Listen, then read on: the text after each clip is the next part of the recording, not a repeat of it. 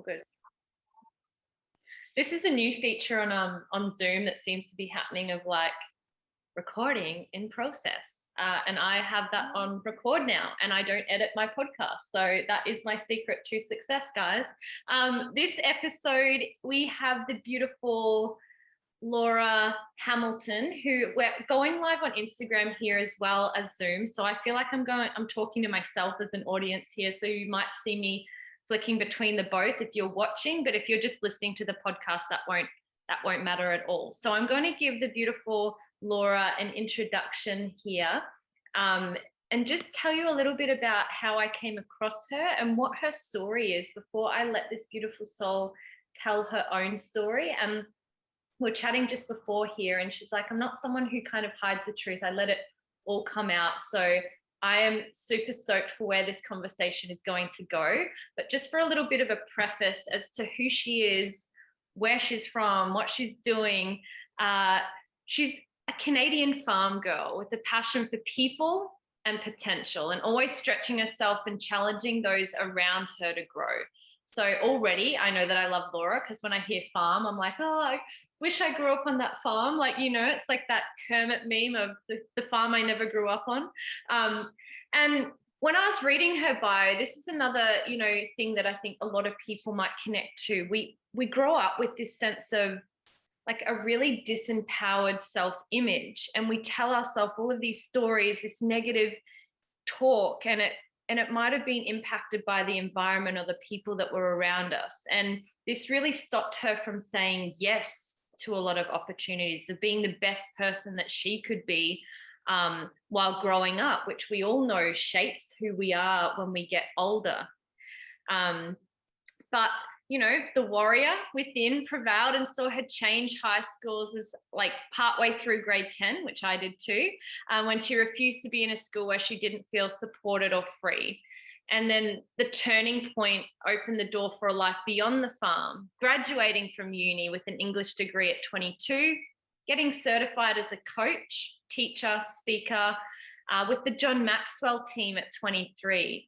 And moved her life to England for a relationship that began at her certification event when she began dating one of the instructors in the program. So this is going to be this is going to be the segue as to where I want to bring Laura in to tell that herself as well, because already I love this girl. Like, she's been a coach for like 10 years. She's packed up her life. She's the kind of fiery spirit that is not willing to just take no for an answer. And she's also, with knowing very little about her, taken responsibility for this, not only in the work that she does, but in the person and the partner that she is, the sister that she is, the daughter that she is. I don't even know if you have siblings, but just the general sister vibes of universe. So I'm going to welcome you in here, Laura. If you are in Insta as well, just say request to join and I will add you in there as well. And you can go ahead by telling your incredible story of why you do the work that you do. Okay, I'm here. I don't know how. Yeah, that's all good. It's probably just a little bit delayed. I can see that you've joined, and then there should be just like a little request to join, and then I'll add you in. And when you're up and running, we'll get you to tell the why that has led you into this incredible life that you live now, and this incredible journey that you've been on. It's not giving me the option, but I'll keep my eye on it. Okay, I'll see if I can add you myself. But in terms of the journey that I've been on to here, it's been pretty epic. And writing a book about the transformation of self-image through the hero's journey from a soulful perspective over the last 4 years has been a deep dive into who and whose I truly am, that we are all in this to really evolve to our next level without that being a religious reference in any way. I'm very out of the box and alternative, and really just about helping people find who they are by sharing my own story, which I didn't understand was so different from the majority who want to show up arrived. And right before we went live, we were talking about that whole fake it till you make it saying being a pet peeve of mine since I can even remember first hearing it, because it just never made sense to me. And it felt so inauthentic to pretend to be something that you're not for the sake of making it. And it's just like, I can show up in those moments when I'm not ready, but I'll show up anyway, and then let the situation and scene organically unfold, which has always just been the way that I am, which is why I've always been a great coach, even though through those 10 years, I haven't really prioritized the business piece of things, because I've always prioritized people over profits. And in this world, that really doesn't fly so well. And so it's really been a challenge to really get to this place, though I'm grateful it did take me as long as what it did, because in the end, it really stretched me to my breaking point a few times where I almost didn't make it, didn't want to make it, and experienced the lowest of lows to be able to know what it feels like to be there, to be able to help other people from being there as well, without necessarily having to get myself deep into the trenches emotionally that way, but to have learned how to use the tools that I was trying to share from a place of I was trying to share the tools without having practiced them. And with the Peaceful Inner Warriors United movement that I've been working on, I have created a special practice for people to be able to use. And while I was going through everything that it's taken me to be able to get those tools to use, I knew that I hadn't created my own special practice fully, and I didn't have the practical application of the theory that I knew so well. And so it really took me on some deep dives, and it really taught me a lot, including that if you don't know your rights, you don't have any. When I got sent into a mental institution because I called the police to report the system was corrupt, and they were in on it, and I didn't know who else to call because I couldn't get to the embassy, because your whole country is supposed to be safe if you're in it. And the truth is that's not the truth.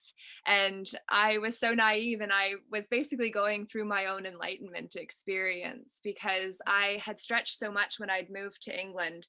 And then in 2015, when I came back to the farm, and I was working, selling the program that I was certified in for a year and a half, and had access to really great commission. And yet I was living a pre-COVID lifestyle that was not healthy, and that was completely disconnected. And my social sphere was online, and ultimately it gave me great insight into what people are going through and have been over the last 14 months while the world's been in lockdown. And so I'm grateful for all of that, but it also very much was that my identity became vested in my online image, not because it was all about the selfies and, look at me being in this cool place pretending to be awesome, but like actually look at where I am, because I am in an awesome space, even though I'm not necessarily making money. But like, I did 15 trips to America, including 3 sacred sojourns of the soul out for 3 weeks, that really stretched and expanded me. And then I would come back, and it's like expansion, contraction, expansion, contraction. But when coming back to the contracted state of the familial comfort zone, living in my grandparents' basement for the last 3.5 years, nobody got it. And especially working on a book that just doesn't seem to get finished, even though it's like I've restarted that baby so many times that I can't even tell you. And so that whole process of leaving and then coming back empty-handed, nobody else being able to understand how much I had expanded, and then to try to fit into the box, that was devastating on so many levels, especially because I made investments to take my next step, because I knew that you just have to keep saying yes, even if it doesn't necessarily make sense, if it feels in flow. But in doing so, you also have to say yes to the right opportunities for the right reasons. And so those were all really big lessons that I learned that kind of took me up till September 27th, 2019, when I made that fateful call. And then I got locked up for 2.5 weeks under the Mental Health Act, because what I didn't understand was anything about common law or about contracts and the ability to rescind a contract within 3 days. And then from there, because the Form 1 is a 3-day voluntary hold that is not voluntary, but then they get you trapped and then send you into further. And I had no idea there was an indefinite leave option in the mental health system. So when I got stuck in there for 2 more weeks and then basically realized that I had to learn how to play their game in order to get out of there, I literally had went into it understanding about the imagery of a chessboard, and that you could either be a pawn, a king, or a bishop, were the three characters I was kind of going into it playing with. And so the amount of crazy that I could tell from that experience, and discovering that it really is the matrix where the system feeds itself and patients are turned into customers. And it was so mind blowing that it took my practical application of the theories that I'd invested so many years into coming to understand were good, but not great, because they didn't have the application piece. And then I went through what I did, and I did it publicly, Lauren. So I did Wow. Facebook lives while I was going in. And Yeah. I did lives when I met the guy that had found like Paul Bernardo's killer, or not Paul Bernardo's killer, but like he was dumping his final victim's body. And like he was in there and he'd had a house fire before he had got in there himself, and then couldn't prove that he was in there, because like the stories that people tell can verge on seemingly insane or untrue because of how true they are.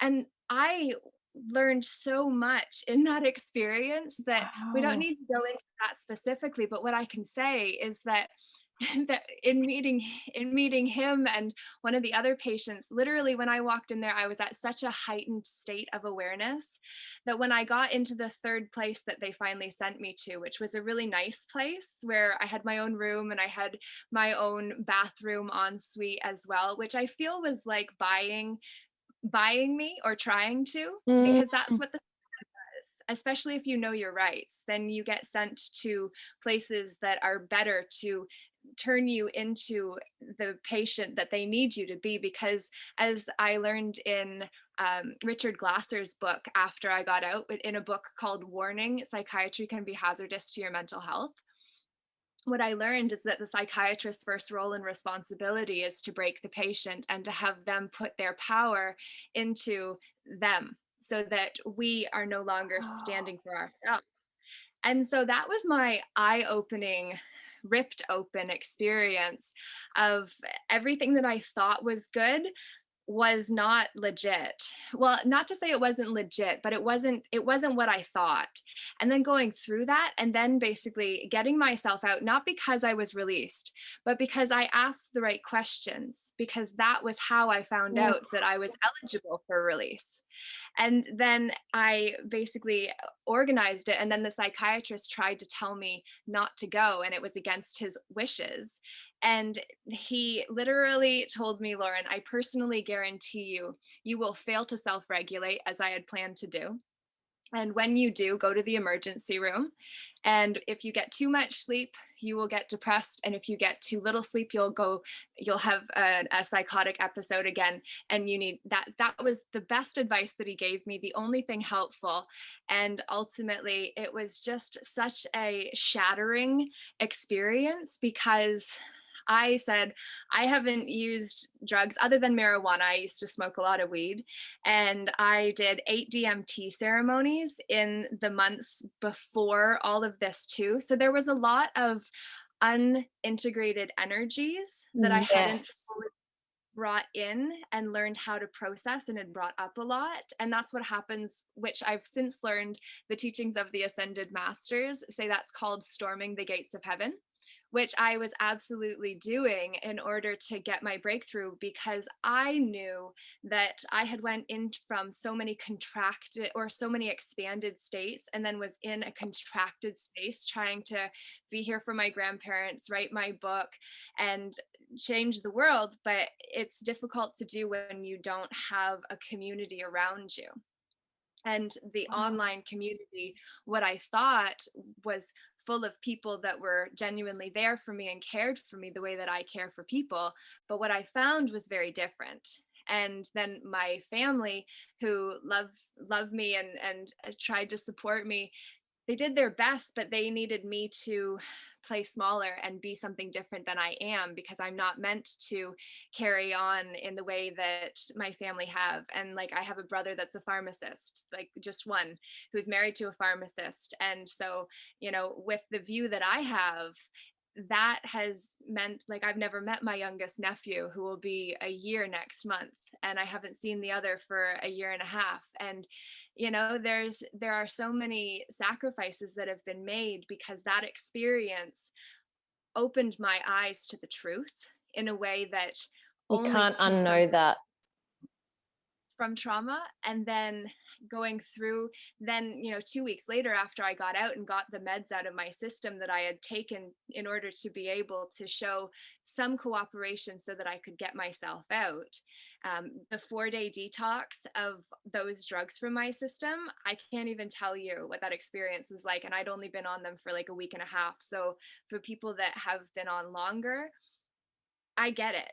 I understand what that is like. But had I not been through that, there's no chance I would have fully understood. And then I checked myself into a hospital 2 weeks later for 5 days, and found out that truly the mental health system is not designed to help people. It's only designed to create patients. And, you know, there are good people that work there, but ultimately you're set up to be supported, and only enough to be able to get the help that if you're in your mind, you're not in your heart. And you can't solve anything if you're not in the heart space. And they're not teaching that piece from my experience, which was really what I'm here to help bring to the world in a bigger way. And not me alone, but just needing the team of the right people, which is why I said yes to connecting with you. Well, And there's a bigger meaning for this. We might actually chat after the recording a little bit more in detail moving forward with some stuff, but there is 100% a reason that we've connected. And yeah, that's really, really fascinating. It's actually kind of mind-boggling at how detailed your mission moving forward is, with something that I recorded in a very clear state a couple of months ago. And it was very clear. It was like, it didn't come from me. It was a calling, which is kind of all of the other stuff that I was talking about in my other podcasts with the lady before. So, like, everything that you have said has been very resonant. And if I'm to bring it back home to a very simplified message, something that you brought up was the hero's journey. And I feel like there's almost, you know, I've looked up the hero's journey and the heroine's journey as well.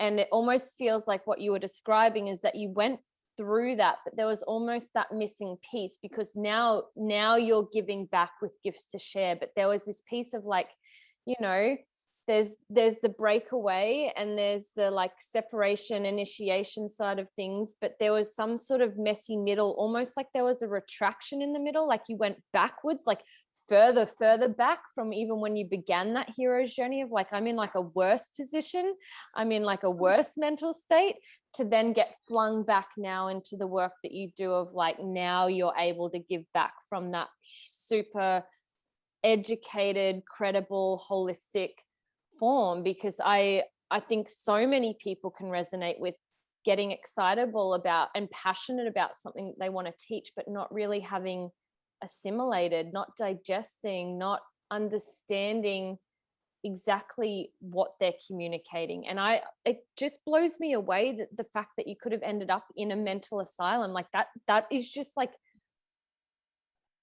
I'm so speechless right now that, like, I have so many questions to ask you, but I'm like, I don't even know how to start like asking you about stuff. It's just I had to go meet some of the characters that are the players in the field. Like right. we're all Yes. players on the game board of life. We're all lights. Yep. And we are, if I hadn't been in that state, there was I can't even tell you how many characters, and literally it'll have to be the second or third book that I write, because the experiences leading up to that experience were out of this world, including being at the Hilton Embassy Suites, where I hosted a preliminary peace summit when I was there that didn't pan out the way that I had intended. But like 1 o'clock in the morning, I ended up inviting these 5 strange men into my room to facilitate a mediation that lasted like 3 hours with 2 of them. And like what transpired there was just out of this world. And like Damien is always my devil character in my life experiences. And like Damien came into the room with his Jack Daniels in hand, like looking for his boys to party because he thought it was one of their rooms because they were right next door. And I just, the story around it is just spectacular. But my point is that what I was tuned into when I was going through all of this was actually at a higher level that is not of this world. So it didn't make sense. So I did seem crazy, which by definition is different. But what I am not is insane, which is doing the same thing over again, expecting different results. And the mental health system is based on the insane asylum of ones who cannot be kept in line by the tribe, then get pushed to the fringes or get pushed into the system to be eaten. Yes. And to lose their cognition and their ability to connect, and then get dulled down. And that's really what we're dealing with here. So I know that you've got lots of questions, but I'll say that it didn't end there. And that was like November timeframe. I wound up in the institution, that time at the lowest point in my life, the other time being at the highest. And they've given me a label of bipolar because I am extreme. And ultimately we are all bipolar. We're in a universe of duality, of polarity. So, right? Equal and opposites. Yep. So we have to really understand that being emotional, if you look at a child, for instance, like a child will range through the spectrum of emotions in 40 seconds and nobody says they're a label. Right. But then when we older, we're more powerful, and to keep the powerful in line, that's how they then have to diminish that power by saying that we're not good enough or that we're too much. And my entire life I've been told, you're too much, Laura, you're too much. And it's just like, well, what if I'm actually just enough? And it just might be a little bit out of your comfort zone. But in that whole experience, a lot kind of happened, and my grandma was going through a lot, and she did pass away last year. But January was a pretty trying time for where a situation I got put in that I'm not talking about publicly at this point. But basically in February, I hit my lowest point. And I was teaching English to kids in China. And at the time I went over the edge, I call it. I was also teaching English to kids in China, which was right when Wuhan had went live with their 5G, which is why people were dropping with flies. And I think I was energetically tuned into what was going on without fully understanding it. And so there were factors connected to that experience where I also even understood that I was being an ambassador for peace, even though I didn't get paid for that. I understood. And so there was that piece going on. But in February 2020, I basically lost faith in myself because I haven't prioritized making money. And I was smoking weed, and I had guidance when I first got certified that you can either coach or smoke, but you can't do both. Just for me, the Ascended Masters call weed the death drug because of how it keeps us from actually fulfilling our soul purpose. And it keeps us too dense, literally, and energetically, to be able to make the ascension that we're all here to actually make, should we choose to become the Ascended Masters that each of us have the potential and capacity to be too.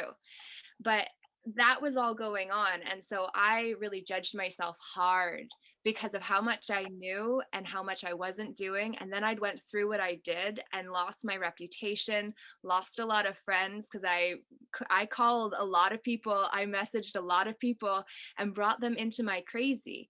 Because what I didn't understand was that I was activating people as well, energetically on a soul level. And it just was too much. And I even understood I was coming into the embodiment of the maiden mother crone archetype at the same time as not having it fully integrated, therefore not making it safe enough for people to be able to receive what I was saying in a way that their vagus nerve system or that they could actually receive it. So I wasn't making it safe enough for it to be trustworthy information, which made me a threat, especially to mothers who want to keep their baby safe. So I could see all of these archetypal patterns playing out and how I was playing out in it. And I wasn't doing a really good job, but I was in not doing a good job, because had I arrived and, had my awakening and been able to deliver it safely, it would have changed a lot before it was time, which is kind of where I'm getting to now. In that last February, I gave up on myself. I'd even gotten a job as a mad scientist in schools teaching science experiments to kids. Yes. And I thought it was very befitting given what I'd just been through. So I thought it was like the irony was just brilliant. And so that was part of the humor in that, but it was stretching me as well. And like I was having judgments from, people that are saying like, Laura, you're 33 and you should be looking at a job that, you get a pension, which I don't believe will exist by the time we get there anyway. And it's just like, you need to have a stable job and reliable. And it's just like, I'm not the type that wants to be locked into a box of standard 9 to 5 forever. Like I wouldn't, that does not seem like living to me. And evil is live backwards. So it's exactly. like, please. So that says Eminem says that love is evil, I'll spell it backwards. In one of his songs. Love is evil, I'll spell it backwards. But it's like one of my favorite Eminem songs. I love that. Yeah. I hadn't heard that. I'll link it to you. Of course he would. He would say that. He's amazing. Yeah. Yeah. Yeah. There's more I would say about that, but yeah. We're going to leave that one for an offline conversation. For sure. Yeah. But yeah, basically when I gave up on myself, Lauren, I checked myself into a crisis stabilization bed program that I had found out about because of having been in with those services previously. And for 5 days I went there and just like felt so low and just wanted somebody else to give me the answer. Because what I realized throughout all of this was how accustomed I was to giving my power to people that were in positions I thought meant they knew how to wield my power more responsibly than I wasn't. And what I learned was that no one can do it for me. And so that was part of the journey of really empowering myself to be able to take a stand as strongly as what I am. And I will honestly say that part of my comeback was in getting to the point of being so humbled and surrendering to the place where it was just like, okay, I don't believe I can do anything. Literally, I didn't think I was capable of anything. Like even a job as a cashier, I didn't think I would be good enough. I was in that low of a space. And then I applied for a position and I got offered the job as a cashier, and I got the job offer in the interview. She loved my personality and thought I'd be great. And I had gotten a message earlier that morning that it was just like, just say yes when the opportunity comes up. And it's just like, so I said yes. And I started part-time on the front lines during a pandemic, right when the con video game drama kicked off in full gear. And I was there holding the light in a community where I understood what was going on, because like nobody washes the button at the far end of the tills and everybody touches that button. And I basically made jokes about it. And I told people about Rockefeller Report 2010 and Agenda 21 and Agenda 2030. And I inquired about what was going on for them. And I refused to mask, which is why January 15th, I lost my job or was forced into an unpaid leave effective the next day because I wouldn't mask. And my doctor already has a belief system where was veiled before this. And so she told me in reply to my saying I wouldn't mask that it was inconvenient for her at first as well, but she got used to it and I would too. And it was like, no, I'm not giving away my ability to be my authentic self, because what we consent to, the next generation embrace.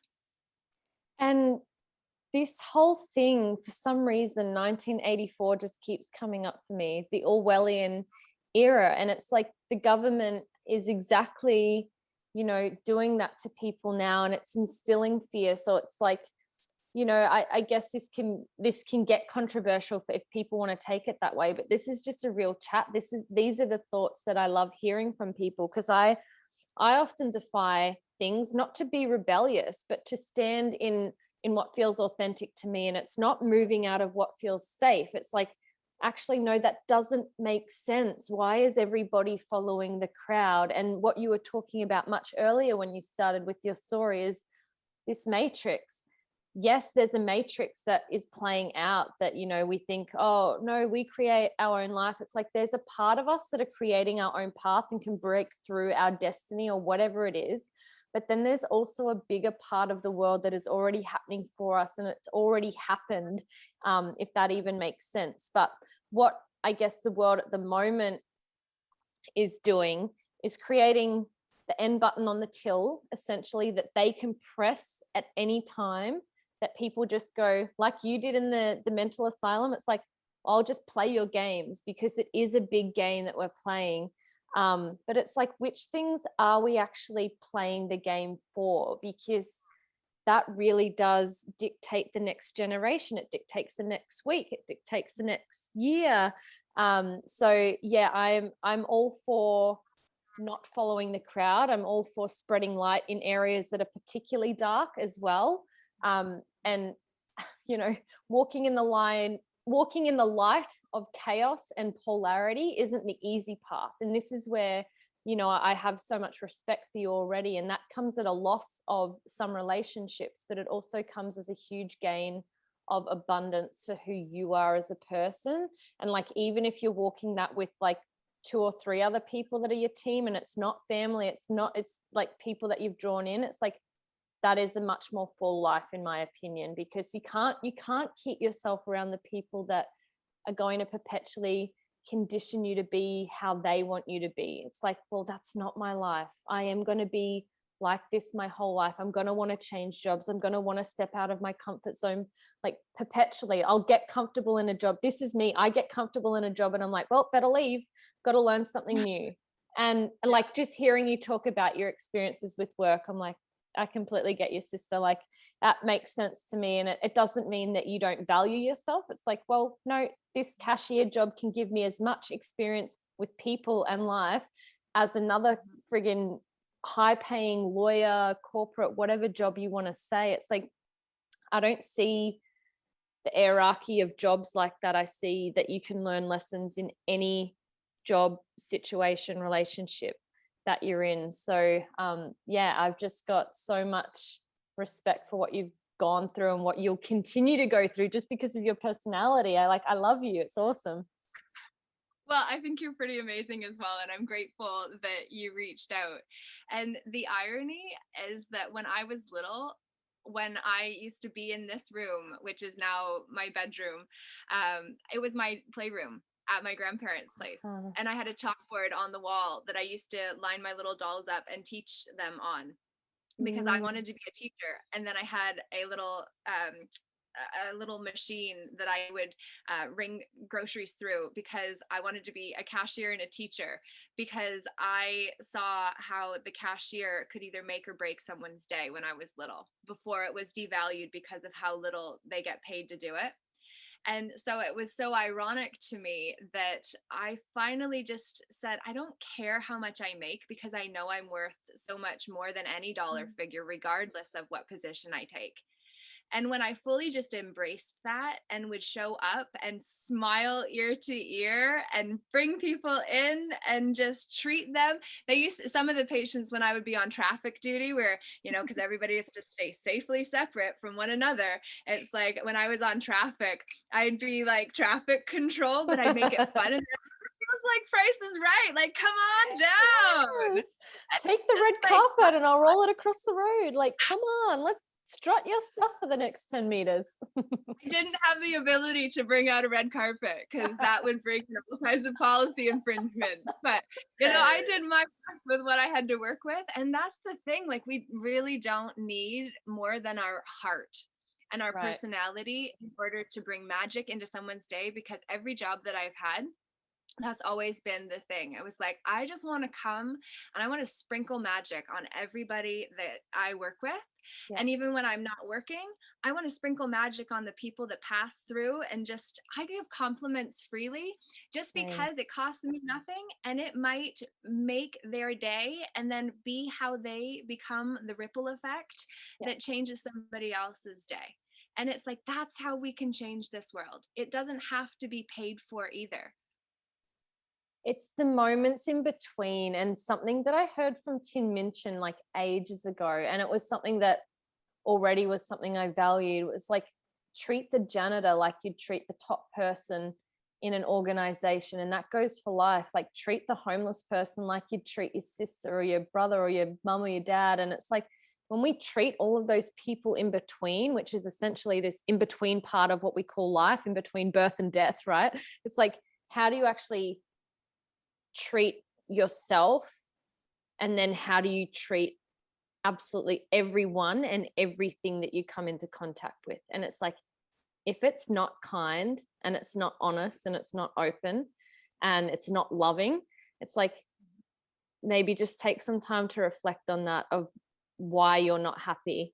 Like, or like, if you're not happy, it's like, if we don't treat ourselves with those little kindness things amongst the day, amongst the moment, of course we're not going to be able to say that to somebody else. But I know that you've gone through so many processes yourself that I'm sure you have practices that are instilled in you, whether it's a sitting down meditation practice, or whether it's just existing in life as your practice. But I know, I can see that you must treat yourself so much more kindly and loving now, to be able to have done that along the way.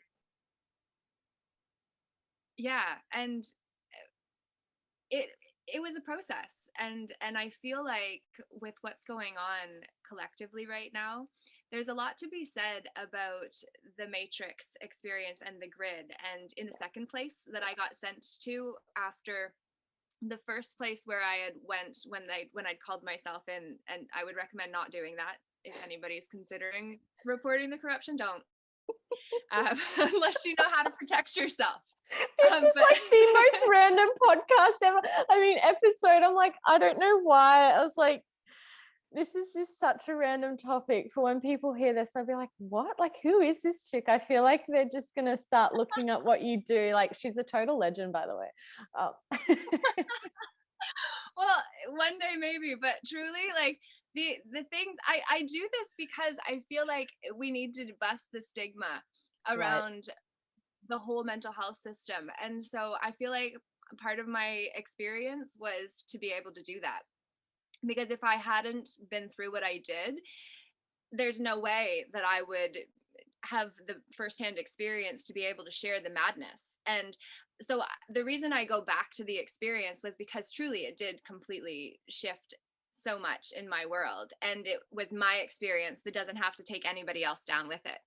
So there's maybe that piece of comfort in that somebody may judge me and say, like, who is this chick? And like, she's off a rocker. And sure, maybe, but worry's like a rocking chair. It takes a lot of effort and gets you nowhere. So I'm not worried. And you can judge all you want. But the reality is that when I stayed overnight in the first place, it was a magical experience. And I met a man that was also in there, but dealing with the police. And it was his inner child that was connecting with these police or not connecting with these police. And he was resisting. And basically, they had already sussed out that I was no threat to anyone. I was just going through an enlightenment, which one doctor literally told me to give him my phone. And then he typed in Goff's work.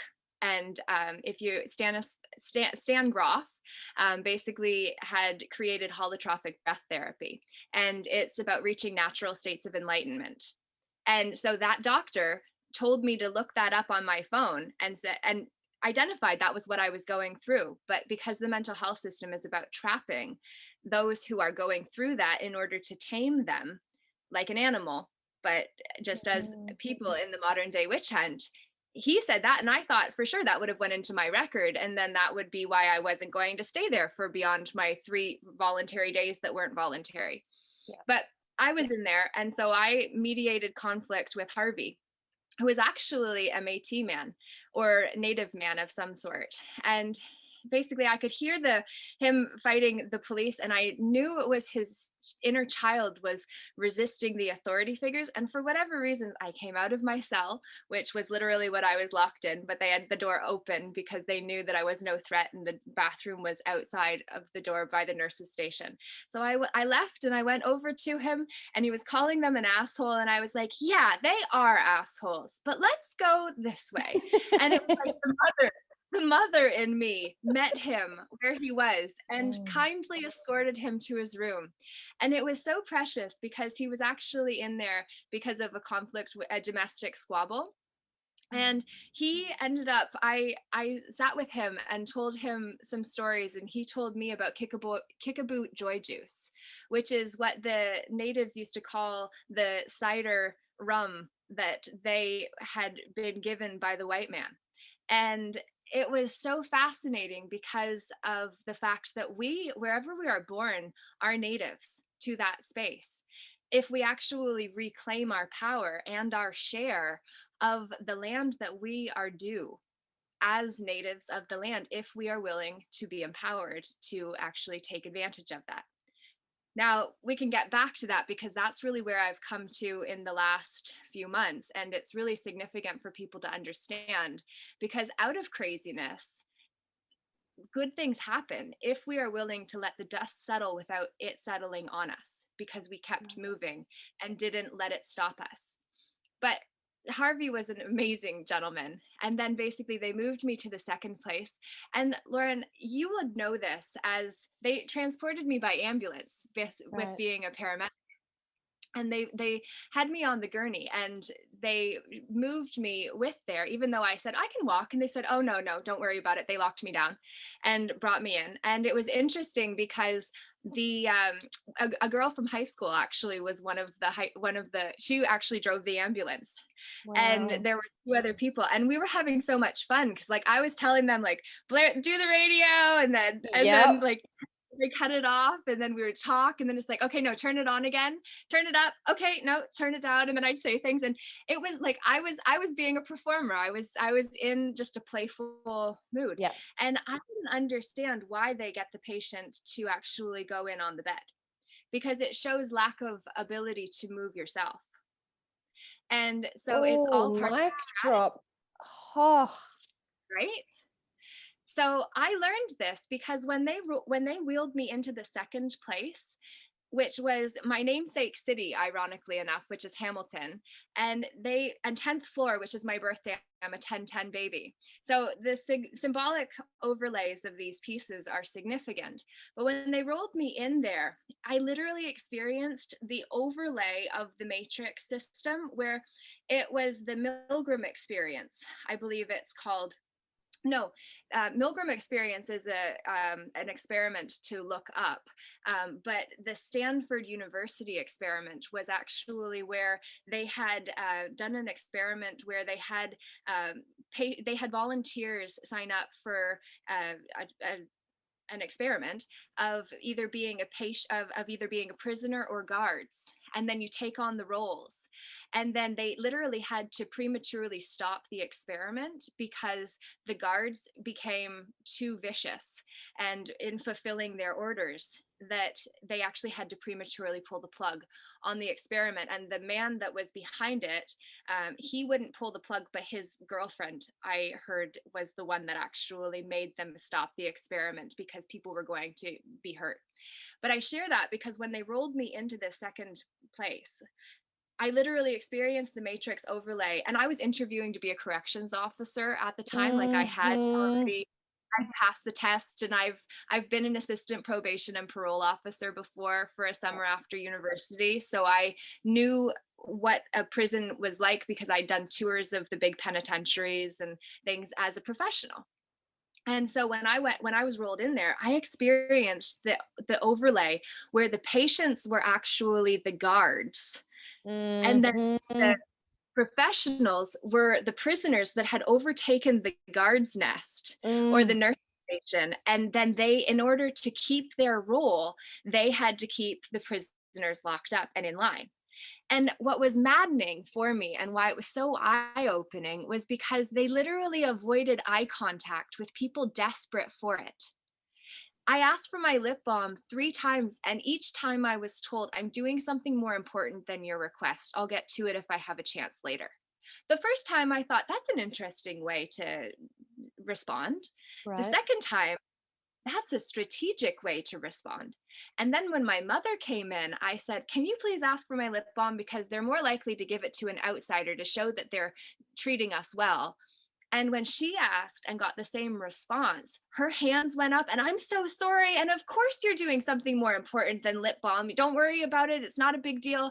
And it was like, oh, that's a different response than I give. And so all of it was so fascinating that truly, when you have eyes to see the lies, particularly with the amount of training that I've had in sales, marketing, communication, leadership, coaching, to go in with eyes wide open and not on anything for, like, I hadn't even smoked weed in a month. So my system was clear, which meant I was fully connected. Yeah. Which meant I was a total threat. And when I was fully connected, Lauren, literally before all of this, I felt, it was like I saw the game board of life, and then it was like I saw my light, my beacon come online, and the controllers or whoever it is were like, holy shit, what just happened? Who just came online? I literally was tuned in to the level where that experience was legitimately, oh, okay, that's how that goes. And when you talk about the matrix, at that time too, the fight between the fearful and the faithful, and the faithfully fearful and the fearfully faithful, was so prevalent in me.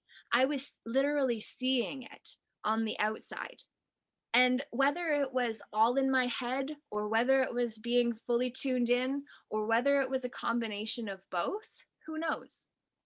But I told the story of maybe that could be beneficial for someone listening if you've ever heard it, which is basically that there was this farmer who had a herd of mares that he would let roam free in the day, and then they'd come back to the barn at night. And one day when they came back, they brought the most magnificent stallion that anyone had ever seen.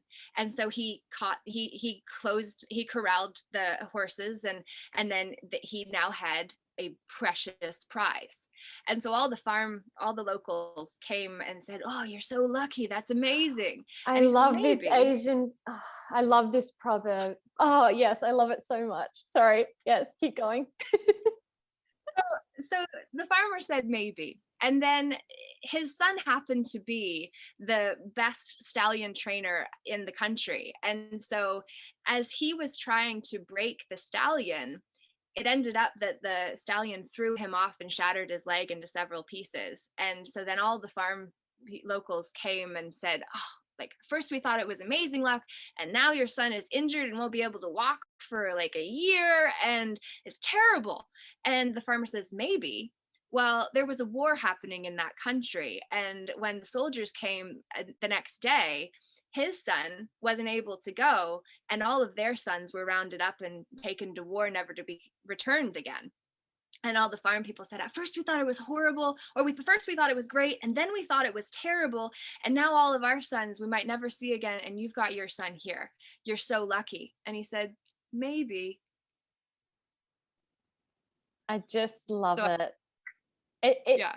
like, yeah, it's one of my favorite ones, and you can keep going with this story. That's the thing. This is humans. You wait for the next thing to tell you your answer. Oh, you're so lucky, or oh, things are terrible. And it's like, if we were all just the farmer, just doing our own little thing like that, you know, is helping, it can help collectively as well. It doesn't mean just sowing your own farm. It's like, but not getting drawn too far into the chaos, not getting too drawn like into all of these successes. It doesn't mean not acknowledging your excesses and not acknowledging your chaos, but it's like, in a moment anything can change, and it can be your side of the fence that you see it from that's like, is it luck or is it unlucky? And this is where perspective and having witness, or witness mentality, or witness awareness, or if you want to call it observation, where it's, you know, you can step back and assess the scene, which, you know, I think is so cool with your background, that you were able to experience all roles in the roles that you've done. Like, it wasn't just the prison guard. It's like, you've been the patient, you've been the observer, you've been the mother, you've been the child. But to have the ability to observe that and dictate that to humans is like amazing, because how many prison guards wouldn't even know that they're in prison, you know? Well, that was the thing. And literally, because I'd been told about the story of King David right before all of this went down, and how King David was supposed, I'm not biblically based at all. Yeah. But now I'm starting to understand that Bible stands for basic instructions before leaving earth. And oh my God. That's so cool. And laws actually stand for the 4 jurisdictions, the first 3 of which are used within the court systems. So you have to understand land, air, water, and the 4th being space, of which we are. And if you look at the CIA Gateway Process report, you will actually understand that we are the center point, which is the white and black hole, which is where willpower and awareness actually meet in the heart, which magnifies and amplifies. So when we actually are able to understand that, then you start to read the Bible in a different way, which I haven't done, to be fair, but I have started to understand how we can pull from it to be able to glean the stories that we need to use. And so King David was a story that had been shared beforehand, where he was God's favorite son, and he was supposed to be gone away to war, but he somehow wound up at home, and he saw the most beautiful woman sunning on a roof nearby. And so he found out who her husband was and had him sent to the front lines to be killed. And then he took her into his harem to be his. And so that created disfavor with God. But that story was told to me days before I called myself in, when the madness of my awakening was unfolding. And I share it because I used that as the king, pawn, bishop example as to how I was going to play in the game. I didn't remember, ironically, about the castle or the queen. My 2 favorite pieces. And they're powerful. Too. Yeah. Very. That's awesome. Very. Right? I literally only was playing with those 3. And what was so fascinating was, because of that, I understood that if I was to be the pawn, I would go where they told me to go.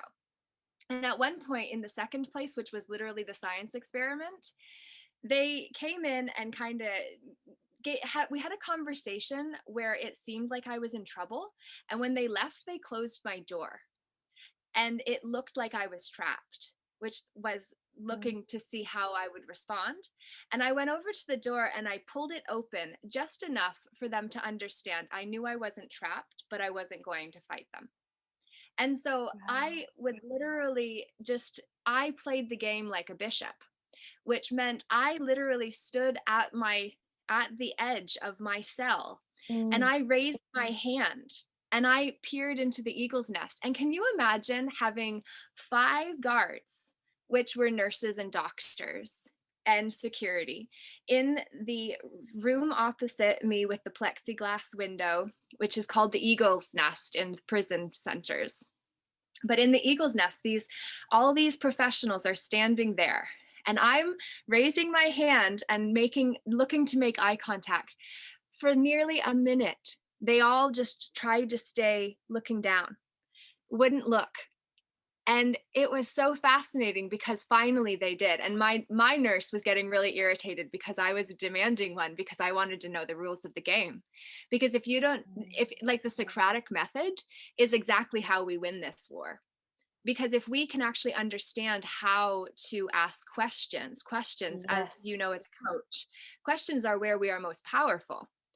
And yet, when we are able to answer questions with questions in the legal system, for instance, that is when we stay in the power position.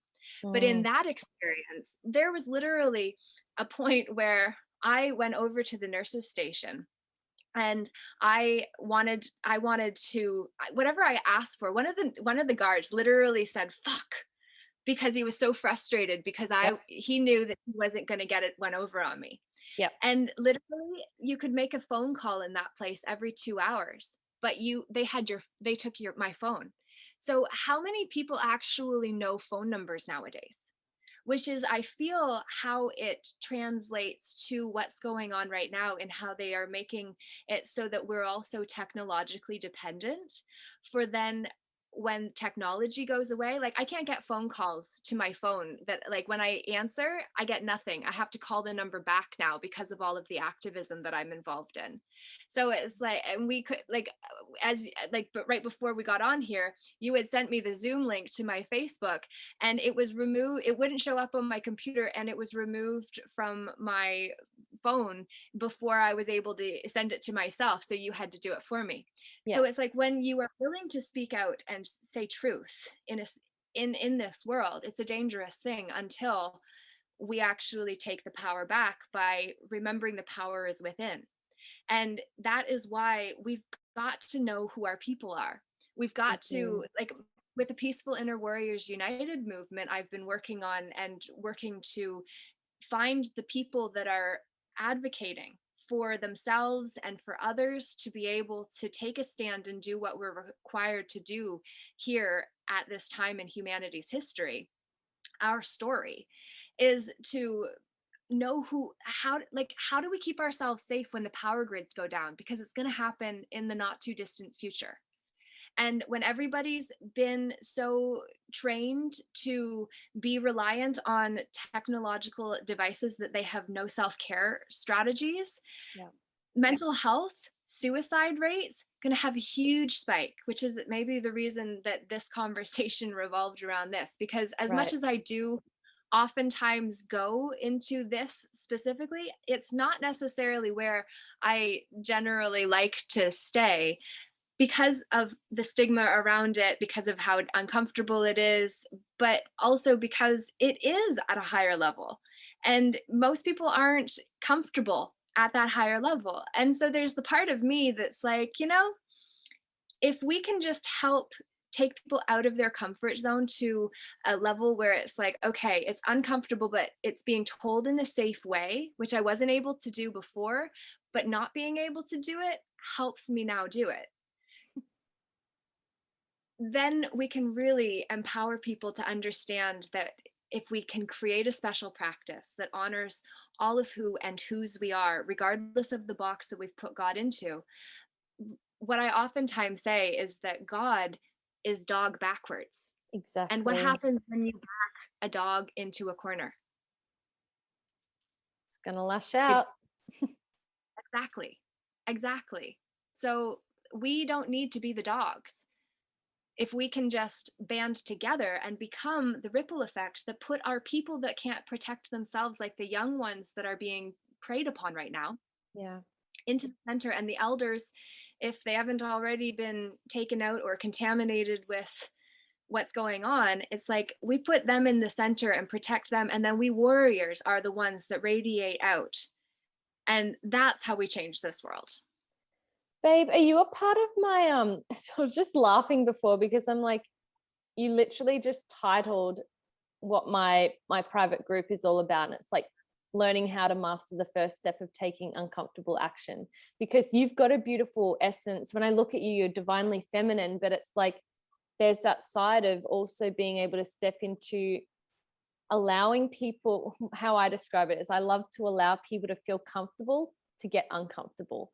And so it's like learning how to master that first step of taking uncomfortable action. So if you're not a part of it, I would love you to be active in there and to put your message out in there as well, wherever, like, I don't know if that resonates with you being on technology, but if it does, join in there, and we'll have, once I stop the recording, we'll have a bit more of a chat of the other mental health system side of things too. But I feel like the calls that I've had today have just been really, really next level deep, like that I'm just like, oh my God, I feel like there's going to be something moving forward with you and the other lady that I spoke to, and that hasn't really happened as of yet. So that's really cool. Sweet. Yeah, sure. Wicked. Yeah, because like I'm all about people being passionate of what they want to share, and like that aligns with me of like, yeah, sometimes things are going to be said in a way like, yeah, bring up the word suicide, and some people are like, oh, you can't talk about that. It's like, well, I can, because it's a thing, and so is death, and so is birth, and so is all of the other uncomfortable topics of trauma and abuse and all of that. And it's not about doing it in a way of unnecessary exposure, which is something that I learnt in the paramedic world. There is a gracefulness about what you can share in a way that adds value, but it's not exposing you to a suicide if that's not appropriate for you.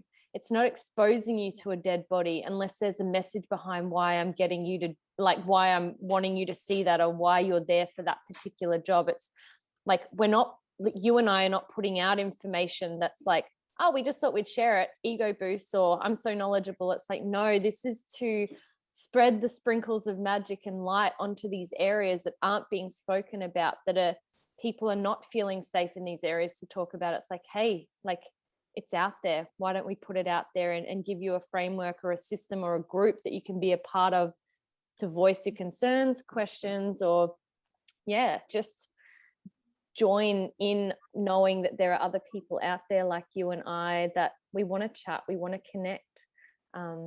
So I appreciate you, Laura. Yeah, thank you for reaching out and for having me on today, and for facilitating what unfolded, because it definitely was an organic unfoldment. So would love to know if anybody does have any insights, to leave a comment on the video and give it a thumbs up so that it helps with algorithms, because ultimately in this crazy world, it really helps. 100%. So I'm going to include all of Laura's, the ways that you can contact her, see what content she's putting out there. But before we actually wrap up, what is a book or a podcast or a song or something that you would like 100% recommend to our viewers or listeners that is like your, it can be something that you're currently reading or listening to, or just something that lights you up and go like, oh yes, I want everyone to hear this. The first thing that came to mind, in truth, is the book that I will be writing, which will be called Fully Committed. And it's about the sacred sojourn of the soul, which has been truly transformational for me. A playlist that is stuff that I've been part of that have really opened my eyes and added a tremendous amount of value on my YouTube channel, which is under Laura JeH Hamilton as well, is the Michael and Laura Show, which is an introduction to the teachings of the Ascended Masters, which I started because I wanted to learn. Yeah. And I was poured into to a level where it was just like so many other people would benefit from having access to this information, that I didn't want to be the reservoir and instead be the river, like what John Maxwell shares. And then the book that came to mind that I think could be beneficial, that I haven't read in quite some time, but was really useful, was by Matt Kahn. And I think it's Everything is Here to Help You. I have it over on my bookshelf, but that was that was the book that came to mind. And The Four Agreements by Don Miguel Ruiz is a go-to for anybody that is looking for something short, sweet, simple. And the book that is on the couch right here is Carolyn Mace's book, which goes really deep into the four survival archetypes of the victim, child, saboteur, and prostitute. And it's basically about understanding whether you're in the scared side of the disempowered aspect of that pattern, or the sacred side, which is very much what is missing in this world. And it's a matter of where we put our creativity as to whether we're scared or whether we're in the sacred. Wow, awesome. I've got those details written down, but so they can find you on YouTube. But how I discovered Laura was through Facebook at Laura JeH Hamilton, and the same on Instagram. But just check out the show notes, give it a click, give her a follow, say hey, introduce yourself, tell her what you found interesting about this podcast. Tell me what you found interesting, like post it somewhere, share it on your story. That's like, I get so interested in the ways that, you know, all of these stories are going to be hitting a variety of different audience members, different viewers and listeners at different times. And that's something that really excites me, of like, your message is going to reach somebody at that divine moment that they needed to hear this. So if that person is you, please give us a message, either one of us, and just say, hey, like, I listened to this episode and this is where I'm at, because this is the work that we're both in, really. So it's all about connection. It's all about getting you to, you know, step out of your comfort zone and speak up, speak your truth, which, you know, is a big one.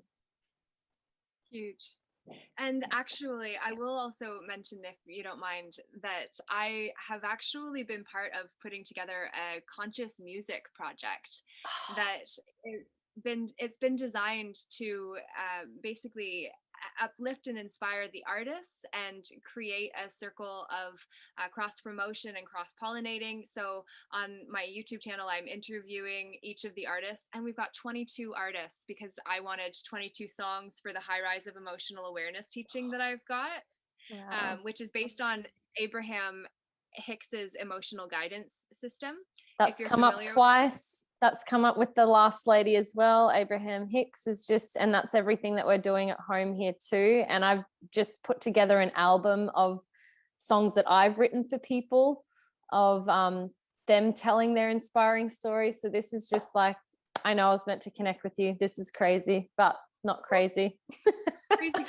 I'm going to have to check out your channel. Yeah. So album 22, we haven't fully released it yet. There is a page, but I just want to get it fine-tuned before it's made available. But truly, it's amazing artists, and it's all even tuned to like 432 hertz instead of 440. Yeah. Which is healing compared to destructive. And so when we actually take back the music and the creativity and the artistry and get back to being what it means to be human with an extra E, for all the hues included, and for where we place our energy as a collective, that's what I'm all about.